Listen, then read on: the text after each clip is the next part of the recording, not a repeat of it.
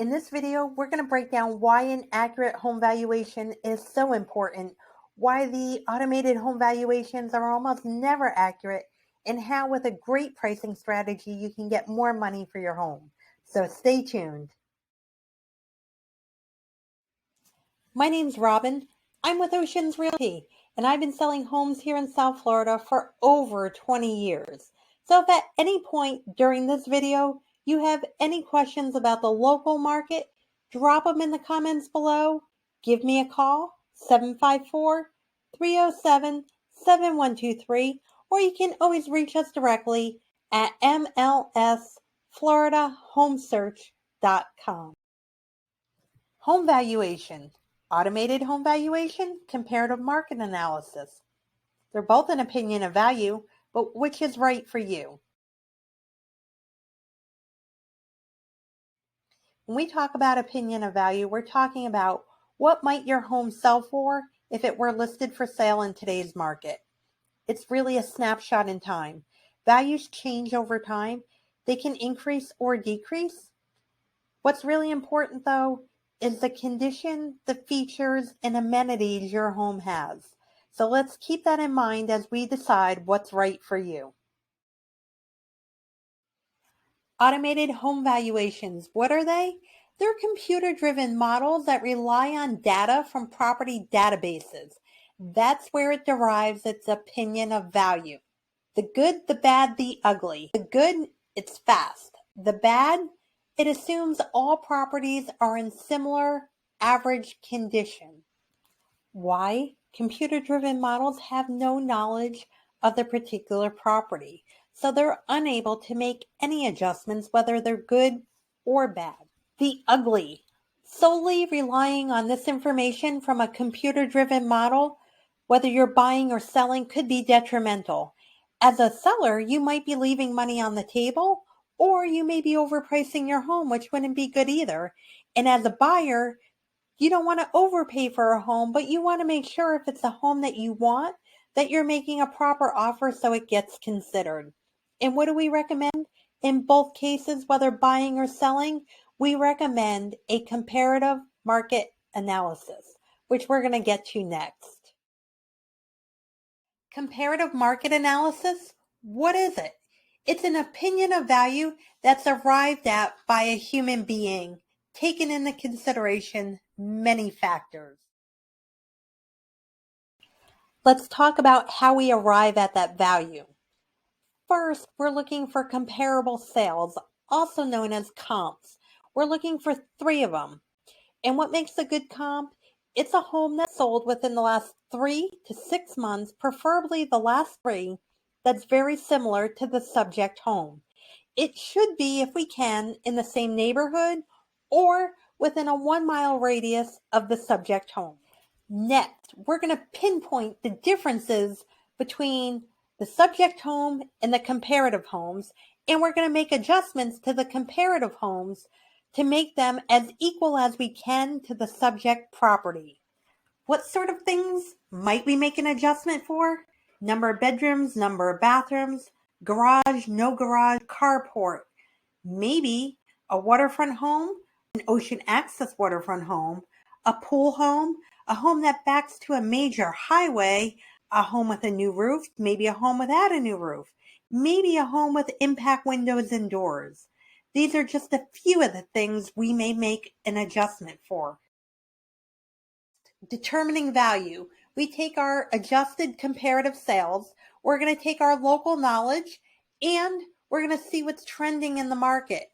Are home prices on the rise or are they falling?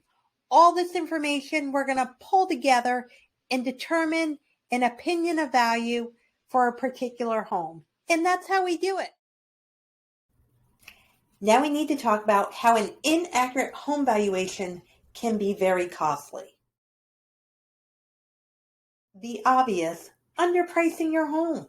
If you put your home up on the market, let's say it's priced at, we'll say $300,000, and it's really worth $350,000.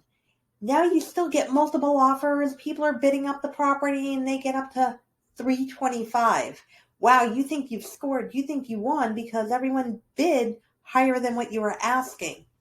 but you really left money on the table, especially if the real value of your home was $350,000. So that's the obvious. Underpricing your home would be detrimental.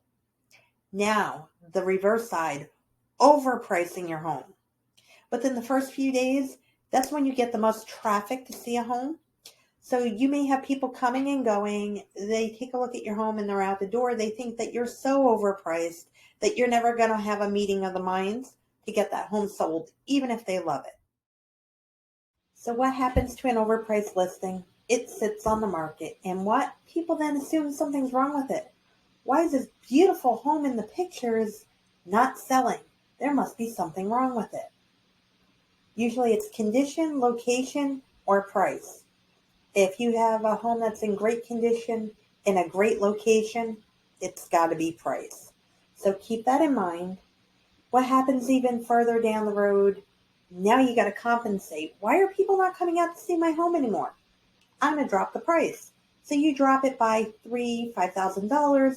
You get a whole new group of people coming in, and they still come out, and then they determine it's still overpriced. They walk away. Again, even if they love the home, it's so overpriced. I don't feel like they're going to have a meeting of the minds with you to get that home sold. So they wait. Then they watch again, and the price is dropping, dropping, dropping. They see you getting desperate. They may swoop in at that point, and if you can make a deal happen, you're still nowhere near where you thought you would be, and it's cost you more money. Now, what's the worst case scenario? Oh my God, a stale listing. Oh no, one of the worst things that can happen to you. Your property has been on the market for so long. Nobody's making offers. Nobody's come out to see it anymore, and it sits there. Now you're waiting for your listing to expire because it's the agent's fault. Not so. And let's think about the backside of what's really happening and how this is so costly. You're still paying taxes, insurance, maybe even your mortgage payment. Maybe you're paying to have someone come in and clean the home so it's pristine when it's time to show that home. Maybe your landscaping has gone through 2 or 3 seasons and has been changed out every single time to make that home show worthy, to get it ready to sell. And it's not going anywhere because people feel there's really something wrong with the home. Again, location, condition, and price. It's always one of the three. If you're in a good location, it's in good condition, it's got to be price. The market will tell you. What might even be even worse, maybe you've already moved to your second home or your new home. And then what? You're paying fees and maintenance and keeping the property up at 2 properties. This can be so costly. Do yourself a favor and at minimum, get yourself a comparative market analysis from the beginning and price it right. Why is it so important to have a home valuation done early on in the process? Planning. That is the number one reason here. You need to have an idea of how much money you may profit from your home and how quickly it may sell. And your question to yourself is, should I stay or should I go? The other part of the plan here is, are there little things that you can do to your home to add a huge amount of value when it is time to put it on the market? And if there are, you're going to need a little time to do that. So you want to allow yourself time to plan for the expense and actually get the work done.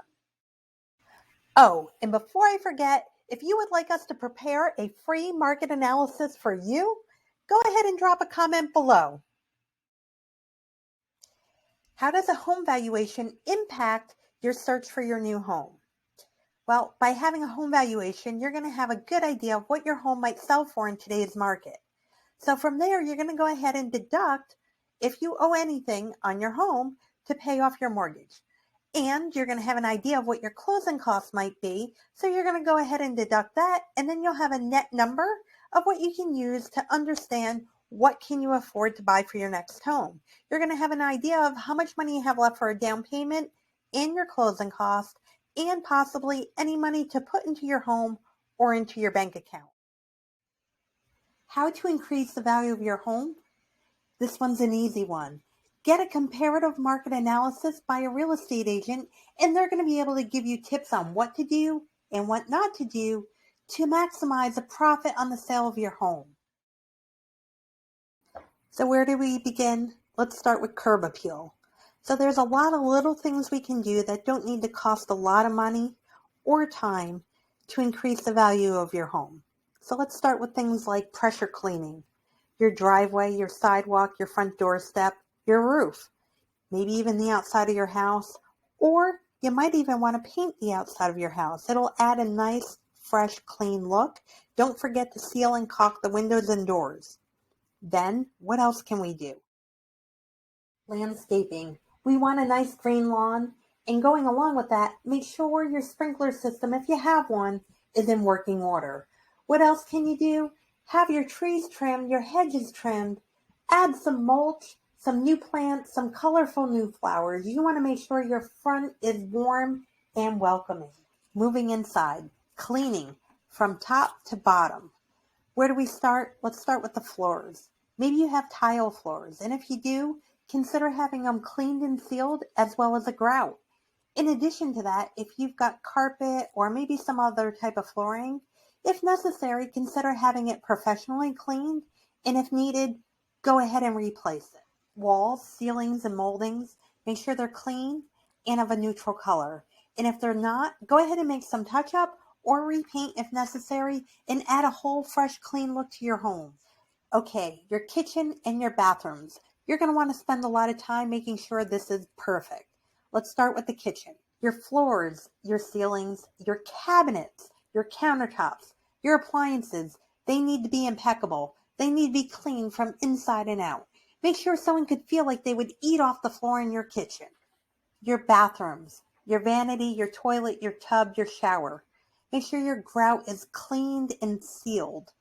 Make it scream, Mr. Clean lives here. Decluttering. What are we talking about? Not just your personal items, but things like oversized furniture or maybe furniture that makes a room feel small or crowded. Go ahead and get a pod or storage and box up your personal stuff and get it out of there. You're going to need to do it anyways, so go ahead and add value to your home by making it look open and spacious and remove all your personal flair. Lighting. Go ahead and replace any blown bulbs in the kitchen, the bathroom, and don't forget to check your ceiling fans and the exterior of your home. What else can you do? Make sure your blinds or your window treatments are in working order. You want to be able to let the outside light in and make sure your windows are clean.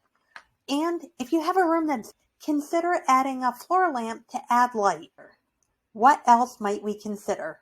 Taking down wallpaper? Maybe removing the popcorn from the ceiling? Maybe replacing a light fixture over the vanity or even the vanity itself. Also, be sure your air conditioning is in proper working order. Make sure it's not making any sounds. Make sure it's cooling. Make sure your coil is cleaned, and so are your filters. And what if your home has an outdated kitchen or bathroom? Am I going to come in and recommend that you replace them? Typically, no. What I am going to recommend is that you price your home accordingly and you make sure that any potential buyer is aware that you've already taken that into consideration. And if you're thinking about selling your home in today's competitive market, feel free to give us a call at 754-307-7123. We'll be happy to give you a comparative market analysis and make recommendations on what you can do and what you shouldn't do to increase the value of your home.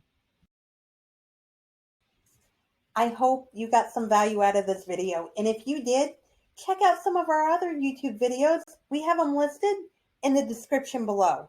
What might you find there? You're going to get advice on buying and selling homes. You're going to have resources to help you along your journey. And if you're thinking about buying a home or selling a home here in South Florida, feel free to give us a call at 754-307-7123. We'd be happy to help.